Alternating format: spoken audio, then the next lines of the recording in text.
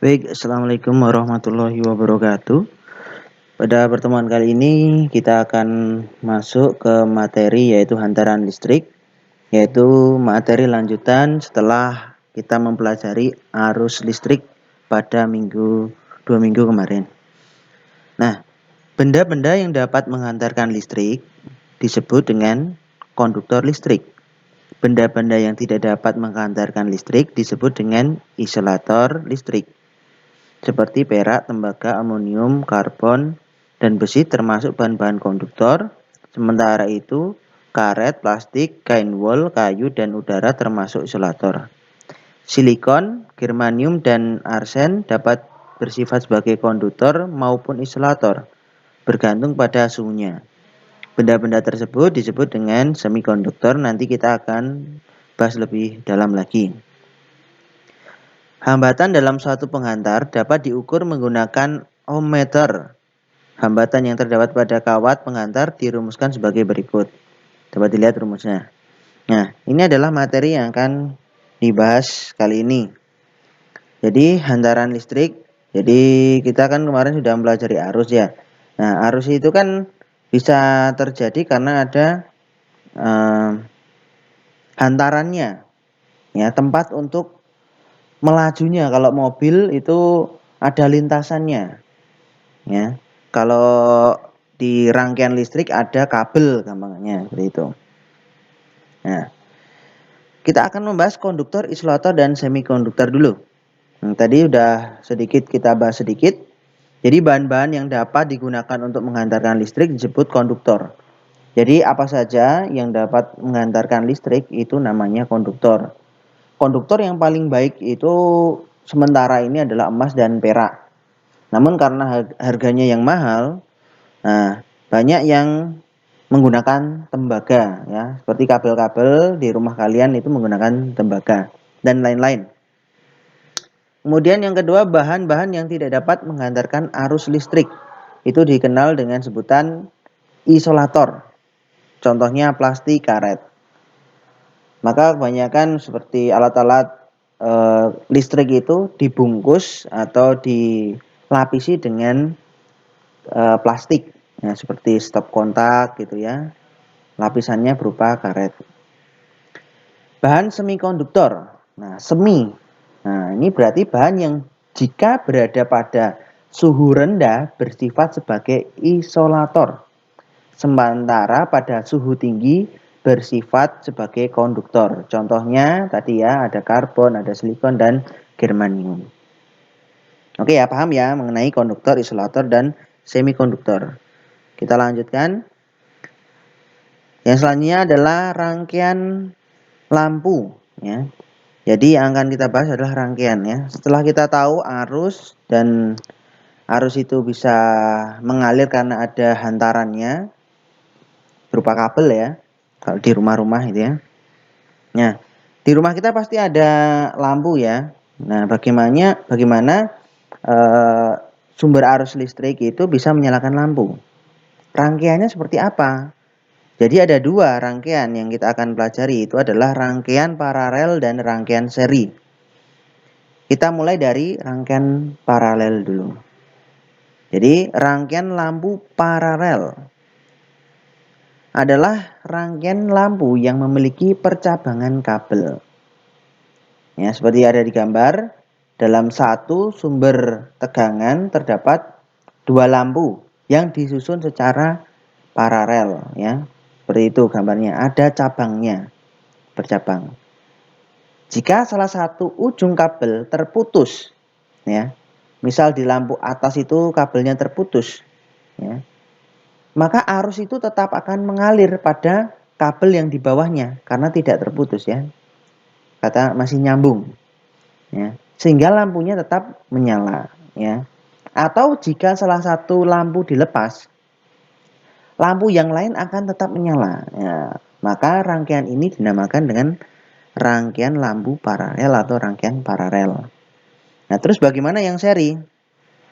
Rangkaian lampu seri adalah rangkaian lampu yang tidak memiliki percabangan kabel. Nah, gambarnya ya jejer ya.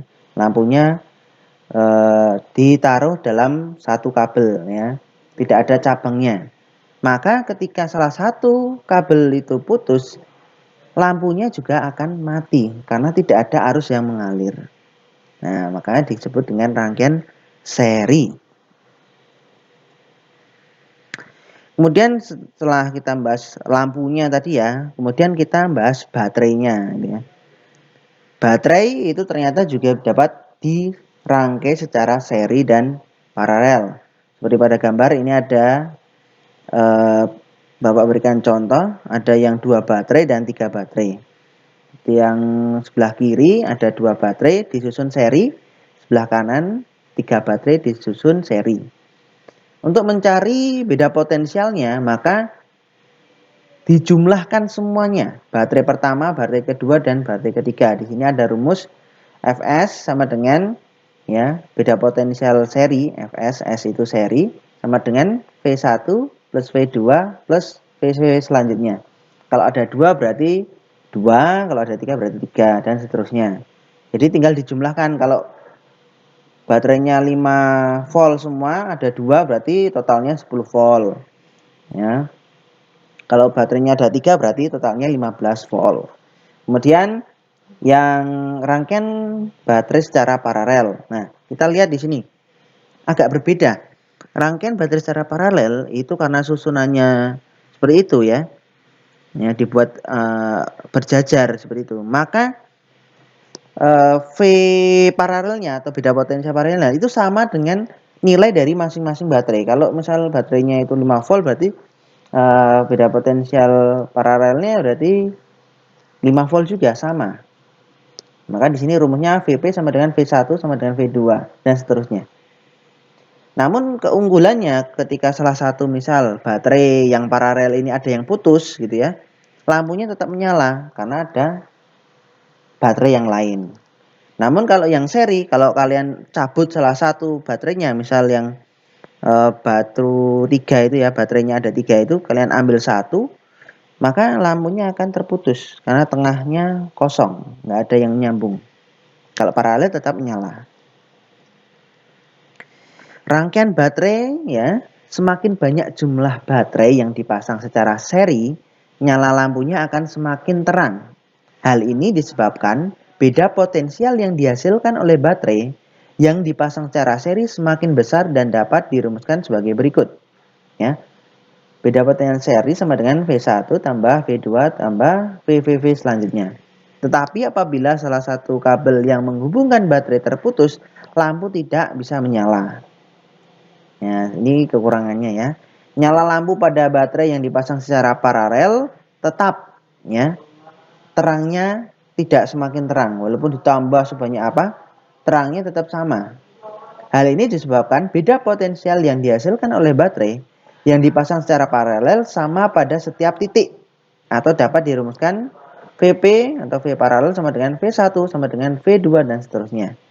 Tetapi apabila salah satu kabel yang menghubungkan baterai terputus, lampu tetap menyala karena masih ada lampu yang lain.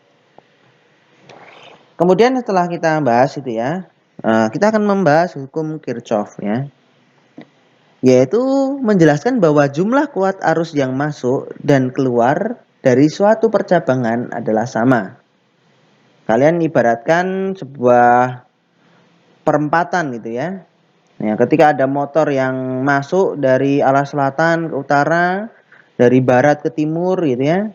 Maka ketika yang arahnya sama gitu ya, maka keluarnya nanti sama. Misal ada 10 jalur, keluarnya 1 jalur. Maka totalnya kan jumlah dari 10 jalur tadi keluar di 1 jalur. Maka akan jadi macet gitu ya. Nah, seperti gambar di sini ada I1 masuk, I2 panahnya masuk, I3 panahnya keluar, I4 panahnya keluar, I5 panahnya keluar. Ketika yang masuk itu jumlahnya itu misal 10, maka yang keluar itu juga jumlahnya 10. Ya. Di I3, I4, I5 juga jumlahnya 10. Artinya arus yang masuk itu sama dengan arus yang keluar. Kalau arus yang misal I1-nya itu 4, I2-nya itu 4, maka keluarnya akan jadi 8. Nah, 8 itu nanti jumlah dari I3, I4, dan I5. Itu jumlahnya harus 8 juga, harus sama. Nanti kita akan bahas lebih lanjut.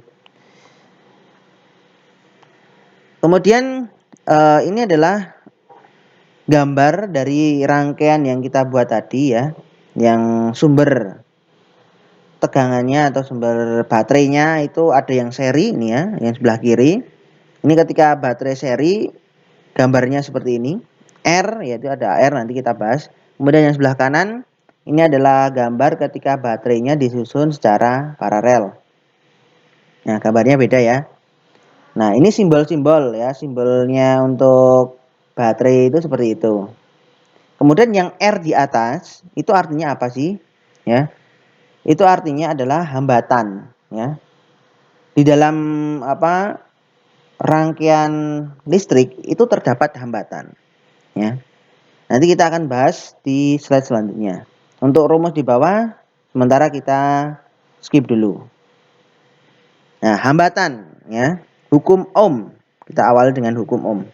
Jika arus listrik melalui suatu penghantar pada suhu tetap, kuat arusnya berbanding lurus dengan beda potensial yang terdapat pada kedua ujung penghantar tersebut. Jadi ketika kuat arusnya naik, maka tegangan listrik juga naik. Tetapi ketika kuat arus listrik naik, maka hambatannya akan turun. Seperti pada grafik ini ya. Sehingga dapat dibuat rumus R atau hambatan itu sama dengan V per I. V itu adalah beda potensial dan I adalah arus listrik. Ya. Satuan untuk beda potensial itu volt, untuk arus listrik itu ampere, hambatan itu ohm. Kemudian susunan dari hambatan ya. Hambatan seperti tadi ya, lampu itu ya. Lampu itu bisa disusun seri, bisa disusun paralel. Nah, ini hambatan ini ada yang susunannya seri dan juga ada yang susunannya paralel seperti gambar ini. Nah, hambatan itu penyimbolan pada gambar rangkaiannya seperti suket itu ya, suket, rumput ya. Nah, seperti itu gambarnya. Ini adalah yang bawah itu hambatan tunggal, ya. Terus yang atas itu adalah hambatan seri. Nah, berarti ada 3 hambatan ya itu ya artinya ya. Nah, terus bagaimana kita mencarinya? Kalau misal ini dalam suatu rangkaian, bagaimana kita mencari nilai dari rangkaian seri tersebut? Ya. Hambatan serinya berapa? Ya. Berarti kita tinggal jumlahkan saja seperti tadi ya. Kalau baterai itu disusun seri, maka dijumlah ya.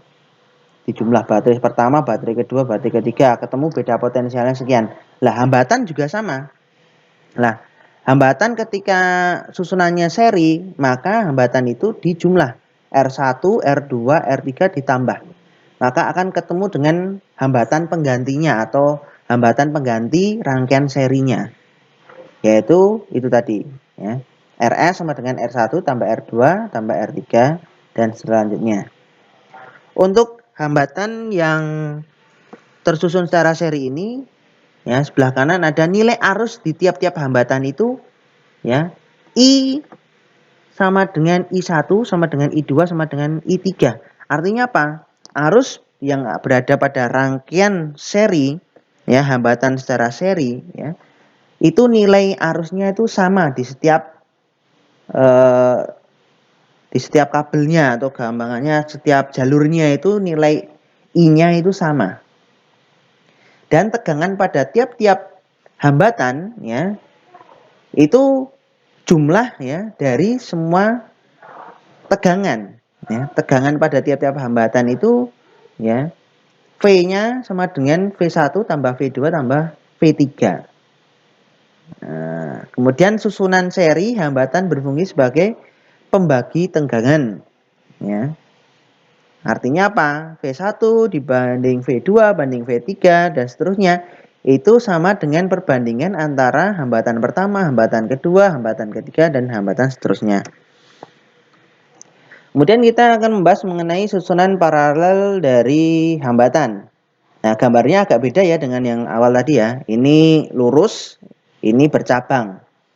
Nah, ini adalah yang membedakan antara susunan hambatan paralel dan yang seri. Kalau berbeda, pasti untuk mencari hambatan pengganti paralelnya juga berbeda. Ya. Nah, ini Pak Usman masih nulis rangkaian seri ya, tapi misalnya yang benar adalah rangkaian paralel. Nah, caranya gimana? Nah, rumusnya adalah 1 RS sama dengan 1 R1 ditambah 1 R2 ditambah 1 R3. Nah, nanti ada contoh soalnya, jadi tenang saja. Kemudian yang membedakan dengan yang seri tadi ya, nilai tegangan di setiap resistor sama besar. Jadi, tegangan pada R1, tegangan pada R2, tegangan pada R3 itu nilainya sama. Berbeda dengan yang seri tadi ya. Ya, nilai tegangannya berbeda ya. Nah, kemudian jumlah total kuat arus di setiap hambatan sama dengan kuat arus masukan ya. Jadi I-nya itu enggak berbeda dengan yang seri tadi. Kalau seri tadi kan di setiap tempat itu kan I-nya sama. Kalau ini beda.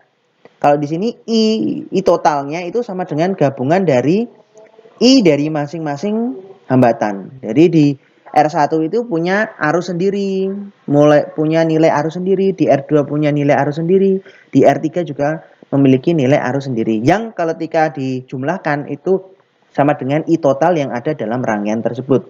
Berbeda dengan seri tadi. Kalau seri tadi I-nya sama. Di mana saja sama. Kemudian susunan paralel hambatan berfungsi sebagai pembagi arus. Artinya adalah I1, I2, I3 dan seterusnya perbandingannya itu sama dengan perbandingan 1 R1 dibanding 1 R2 atau sebanding dari 1 hambatan ya. Perhambatan 1, perhambatan 2 dan seterusnya. Oke, kita akan langsung aja ke contoh soalnya. Ya, Bapak akan minta carilah hambatan pengganti dari rangkaian berikut. Nah, ketika kalau gambarnya seperti ini, kira-kira ini rangkaian apa? Ya, betul sekali. Ini adalah rangkaian paralel. Kalau paralel rumusnya apa? 1 R ya tadi ya. 1 R sama dengan 1 R1, 1 R2, 1 R3 dan seterusnya. Nah, karena di sini hanya ada 3 yang paralel nih ya. R1, R2, R3 ya. 2 ohm, 6 ohm dan 4 ohm. Jadi rangkaian seri dari 3 hambatan. Maka rumusnya seperti ini. Jadi 1 Rp sama dengan 1/2 ohm ditambah 1/6 ohm ditambah 1/4 ohm. Disamakan penyebutnya jadi 12 ohm. Di atas dikalikan, yang 2 dikalikan 6. Yang 6 dikalikan 2. Yang 4 dikalikan 3. Sehingga yang bagian atas 11/12 ohm. Karena masih bentuknya 1 dibalik ya. 12 ohm dibagi 11 ohm sama dengan 1,09 ohm. Ini adalah nilai dari hambatan pengganti. Loh, kok nilainya jadi kecil? Betul sekali. Kalau rangkaian paralel itu membuat nilai hambatannya itu menjadi kecil. Ya. Tapi kalau soal yang ini kita lihat, ini adalah soal dari bentuknya saja mendatar. Berarti ini adalah rangkaian. Ya, betul sekali, seri. Nah, rangkaian ini berarti rumusnya apa? RS atau rangkaian pengganti seri ya, itu rumusnya R1 tambah R2 tambah R3. Sehingga jumlahnya menjadi 9 ohm. Nilainya menjadi besar dari masing-masing hambatan karena memang ini adalah kekurangan dari hambatan seri. Hambatan seri nilai hambatannya menjadi besar. Oke, demikian video pembelajaran kali ini. Nanti ada soal dari Pak Sofyan. Terima kasih.